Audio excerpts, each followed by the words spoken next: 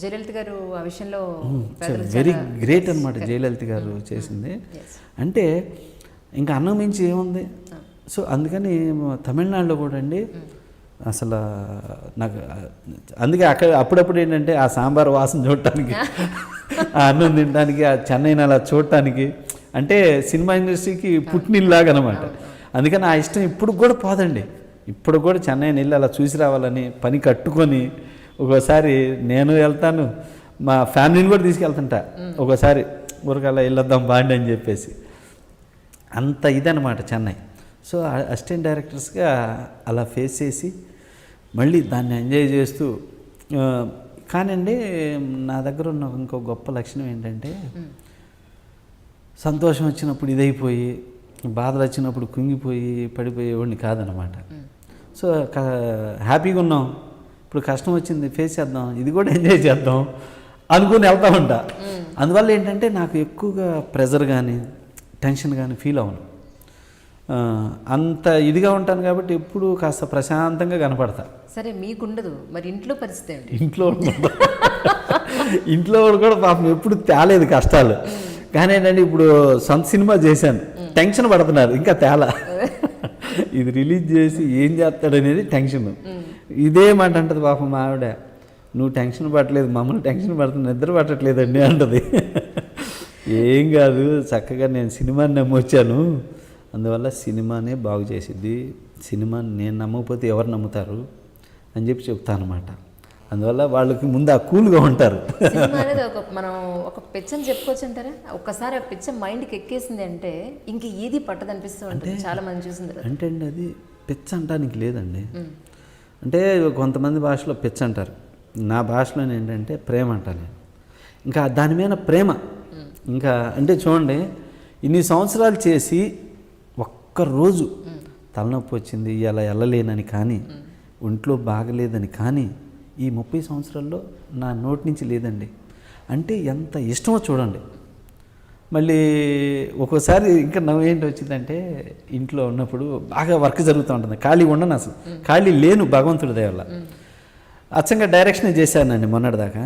ఆ టైంలో పడుకొని నిద్రపోతుంటాం కదా, కట్ కట్ కట్ అనేవాడిని.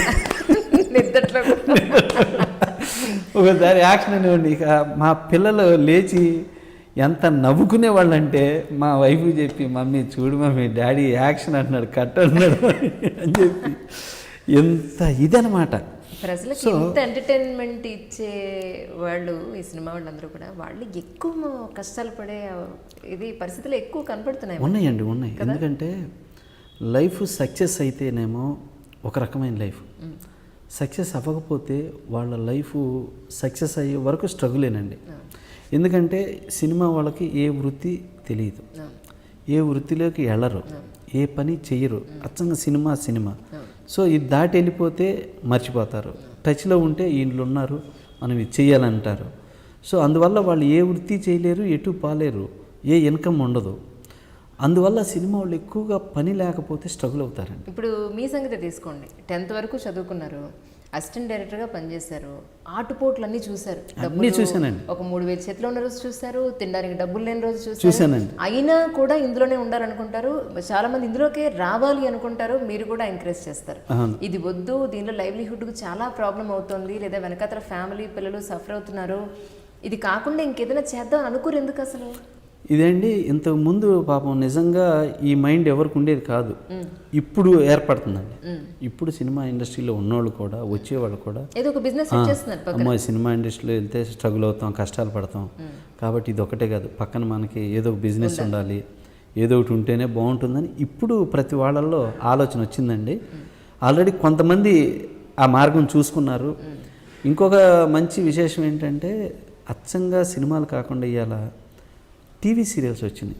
సినిమాలో ఉన్నటువంటి 60% పీపుల్స్ని మహాతల్లి టీవీ కాపాడుతుంది. చాలామంది టీవీ వల్ల చాలామంది బతుకుతున్నారండి. అందువల్ల ఇవాళ ఇండస్ట్రీలో ఒకప్పుడు ఉన్న స్ట్రగులు ఇవాళ 80% పడిపోయింది, ఇంకొక 20% మాత్రం ఇంకా ఉంది స్ట్రగుల్ అవుతున్నారు.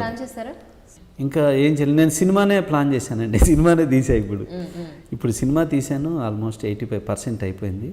వైభవం అనే సినిమా, నలుగురు కొత్త కుర్రాళ్ళు, మంచు మనోజు, శ్రీకాంత్ వీళ్ళతోటి. ఇది కూడా ఒక లేటెస్ట్ పాయింట్ అనమాట. ఇప్పుడు మన మోదీ గారు కరెన్సీ చేంజ్ చేశారు, ప్రతి వాళ్ళకి నెట్ ట్రాన్స్ఫర్ తెలియాలంటున్నారు, జిఎస్టీ తెలియదు, చదువుకొని ప్రతి వాళ్ళకి తెలియాలంటున్నారు.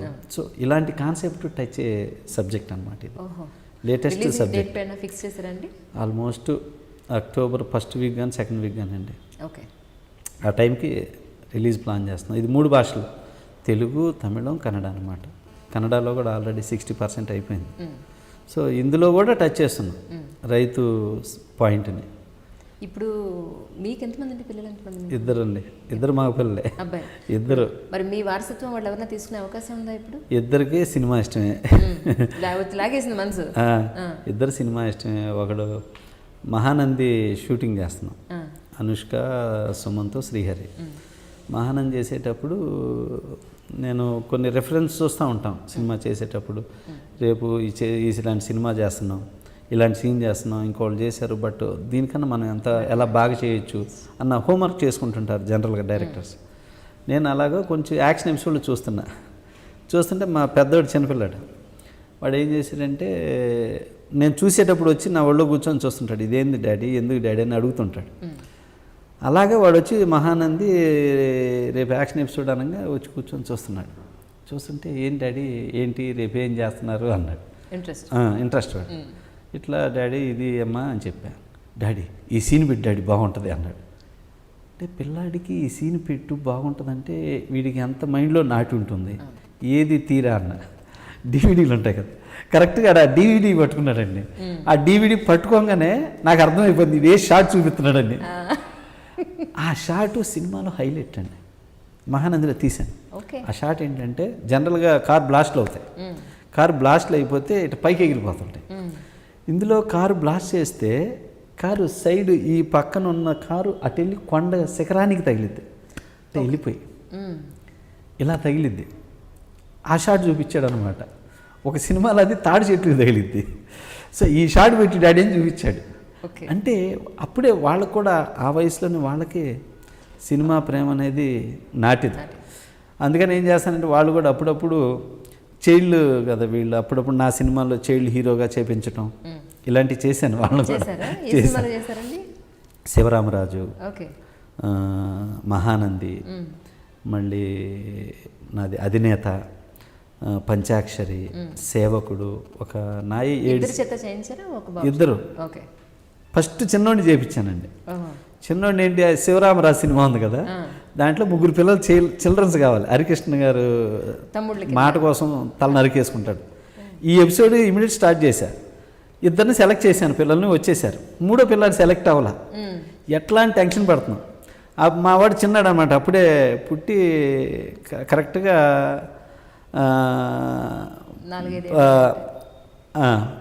3rd ఇయర్ అనుకుంటా. అయితే కరెక్ట్గా మా ఆవిడ కూడా వచ్చింది షూటింగ్, అక్కడ పిల్లల్ని తీసుకొని వచ్చారు. అయితే ఆ సెట్ అమ్మవారి సెట్ వేసి ఉంది అక్కడ. నాకు సింహరాశి సినిమా కూడా ఆ విగ్రహం దగ్గరే ఫస్ట్ కొబ్బరికాయ కొట్టింది. ఆ విగ్రహంతో పొల్లాచిలో పొలాల మధ్యన సెట్ అనమాట. అక్కడ పెట్టి కరెక్ట్గా హరికృష్ణ కూడా ఆ రోజు అమ్మవారి డ్రెస్ వేసి వచ్చాడు. వచ్చాక 3వ పిల్లాడు లేడు, ఎట్లా అనుకుంటుంటే మా వాడు కనపడ్డాడు.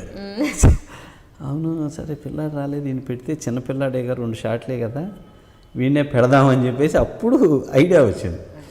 ఐడియా వచ్చి సరే వాడిని పెడతా ఉంటే ఉండు నేను బొట్టు పెడతాను మీ వాడికి అని చెప్పి హరికృష్ణ అమ్మవారి డ్రెస్లో ఉండి ఆయన బొట్టు పెట్టాడు. సిచ్యువేషన్ చూడండి. అమ్మవారి డ్రెస్లో ఉండి బొట్టు పెట్టాక ఇక కరెక్ట్గా చేస్తున్నాము. అమ్మవారు వచ్చేసింది ఒక ఆమెకు, అక్కడ ఉన్న వాళ్ళలో అమ్మవారు వచ్చి హరికృష్ణని అరిచేసింది. నా వస్త్రాలు ధరించి నాకు పూజ చేయకుండా నువ్వు ఎలా యాక్టింగ్ చేస్తావు అని చెప్పి. నిజమే అంటారా? నిజమే అండి, అది నిజమే. ఎవరు చెప్పింది కదా, పైగా ఆమె తమిళ, తెలుగు ఆవిడ కాదు.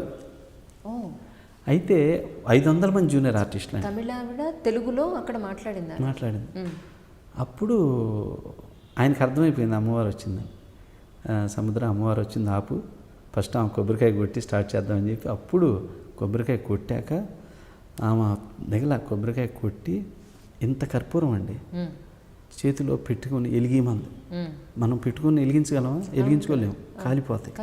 కానీ ఎలిగిమంది వెలుగుతూ అంత కాలి మంట నోట్లో వేసుకుని నవ్వులేసింది. అంటే విడిగా నవ్వుతారా? నవ్వలేరు. సో అది రాబట్టే చెయ్యి కాలదు, నోరు కాలాలుగా మంట అంటే అవును కదా, నవ్వులేసిందండి.